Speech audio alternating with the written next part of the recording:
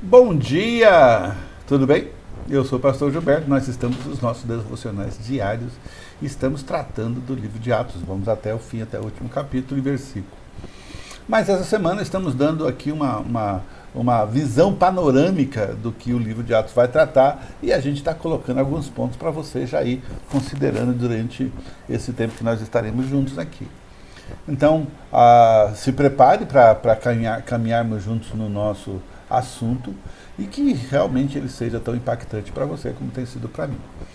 Ontem nós falamos sobre a igreja que se expande entre os judeus, né? Nós vimos que a igreja ela cresce entre os judeus e hoje nós vamos ver também que ela vai crescer também entre os gentios, que somos nós, né?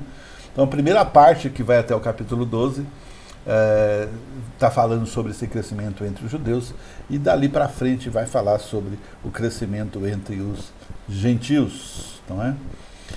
Então, a igreja que cresce a partir do capítulo 12, 25, a igreja sai de Jerusalém, por conta de tudo que estava acontecendo, né? Da perseguição e tudo mais. Às vezes a gente tem que se tomar uma perseguição, será que é para a gente acordar, né? Do jeito que a gente está vendo essa bagunça de vacina, de problemas de igreja, não vai, cansei de assistir live, não aguento mais. Então, na verdade, a gente está fazendo o que todo mundo faz em algum momento da vida,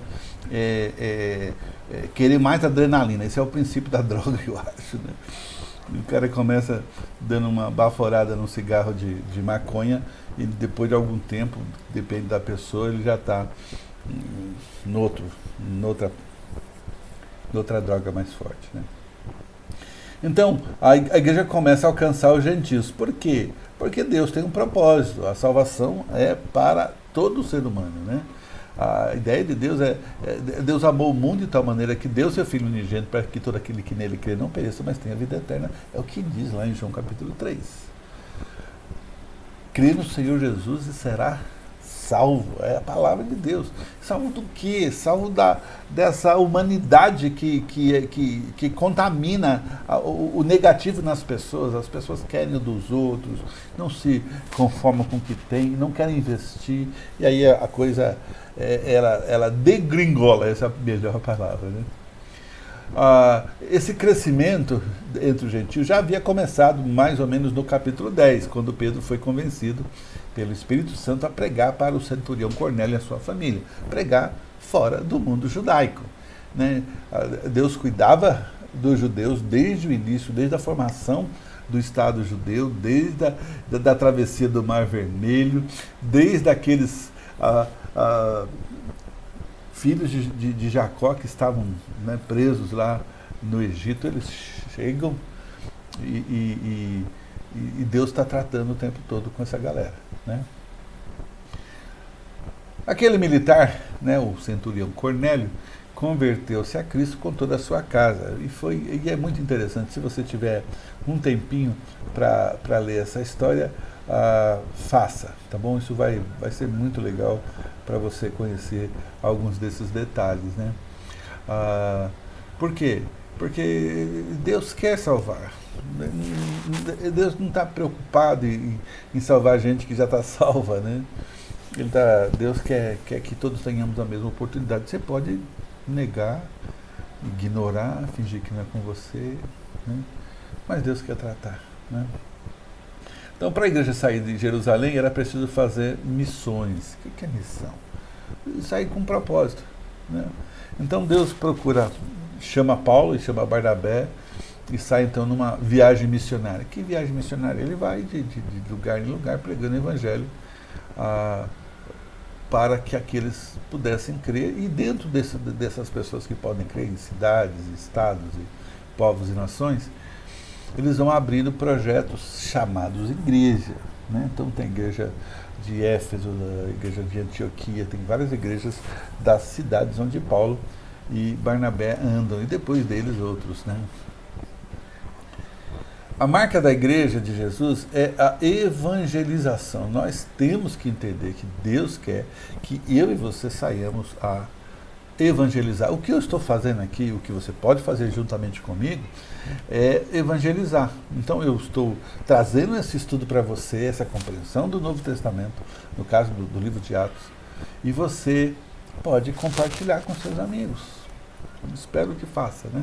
Isso vai fazer muita diferença, e fazer na vontade de Deus, que é a sua missão e a minha também. Fazer discípulos. Né? Não é apenas convertidos. Há valores no reino. E hoje você pode ver, se você está antenado aí, provavelmente está nas peripécias da internet, você vai descobrir muita coisa onde as pessoas chocam os valores de Deus contra os valores do mundo. E há pessoas que são religiosas defendendo a igreja ou a religião e não a fé e a vida, né? Não seremos igreja enquanto não nos dispusermos a investir nossa vida no compartilhar de Cristo, tanto perto, vivendo com Jesus, e falando deles aos nossos familiares, vizinhos, amigos, conhecidos, desconhecidos, que Deus colocar em nosso caminho, mas também investir no missionário, orando, enviando, indo, sustentando e não atrapalhando, né? Isso a gente está falando de dinheiro também, né? Não é apenas de oração, porque orar é fácil, né? Não é que eu estou dizendo que é pouca coisa ou não é importante. A oração é a coisa mais importante na vida do cristão. A gente viu isso lá em Efésios capítulo 6, naquela descrição da armadura, né? Que a armadura toda, que tem todo um processo e toda uma parafernália, ela precisa da oração para se manter unida. Pronto. Então, com essas viagens missionárias, a igreja se expande para outras nações. As igrejas eram confirmadas na fé, lá em Atos capítulo 16, Lucas registra isso, e cresciam diariamente em número. Outras duas mensagens são mencionadas aqui no livro de Atos, e Lucas vai escrever lá em 19 e 20, desse modo a palavra do Senhor se espalhou amplamente e cresceu em poder. Então Atos é o livro que mostra como a igreja deve agir. Aquela igreja que começou certo precisa continuar certo. Nós estamos tão presos à estrutura que nos esquecemos que a nossa missão é fazer discípulos e ensinar todas as coisas que Jesus nos ensinou. Isso pode ser algo que você está aprendendo, que você está numa igreja que vive assim, ou você mesmo decidiu que ia ser assim a sua vida. Você vai simplesmente, vai na igreja, vai fazer seu papel, como você tem feito até aqui, mas você já está se esquivando de professar a vida em Cristo. Não somente de vivê-la, mas de ensiná-la também. Lembrando que você não é perfeito, não tem, mas é que eu tenho muito... Não interessa. Agora, o que você vai falar com alguém, por exemplo, que sabe de um erro seu, é dizer, olha, isso que você sabe, eu quero mudar e vou mudar, e queria que você me ajudasse, e pronto, vai em frente, né? Mas o livro nos mostra que isso não é fácil. Eu lembro que no início da minha vida cristã, eu trabalhava numa empresa, e eu estava dando mau testemunho, né? E tinha um rapaz que era da mesma igreja que eu na época. Um dia ele me pegou fazendo gracinha, que não era adequada, né? E ele falou, puxa, mas é isso mesmo? Eu falei, cara, não é não. Eu estou errado, eu preciso mudar. E mudei. Amém, irmão? Você fala, pastor, mas e as suas lutas contra outras coisas? Eu luto contra coisas todos os dias. Eu e você. Simples assim, né? Eu só não perdi o caminho. Por quê? Porque se havia cristãos que desanimaram pelo meio do caminho, também havia perseguição à igreja, né?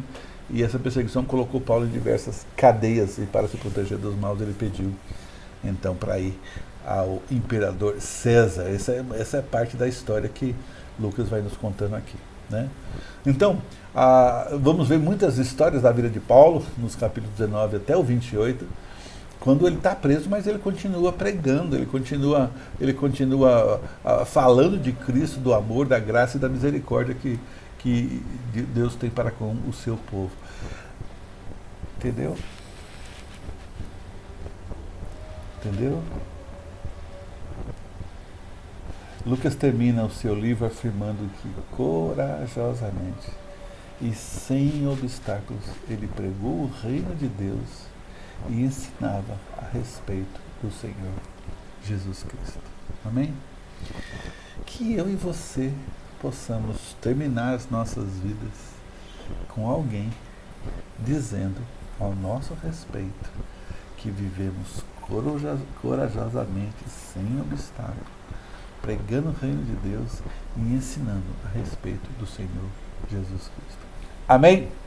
Deus te abençoe. Amanhã vai ser o último encontro sobre essa visão do livro de Atos, e a partir da semana que vem a gente começa então com a parte mais pontual das histórias e dos contextos que o livro traz. Espero que te abençoe como me tem abençoado e que você abençoe outros também. Amém, irmão? Deus te abençoe e até amanhã.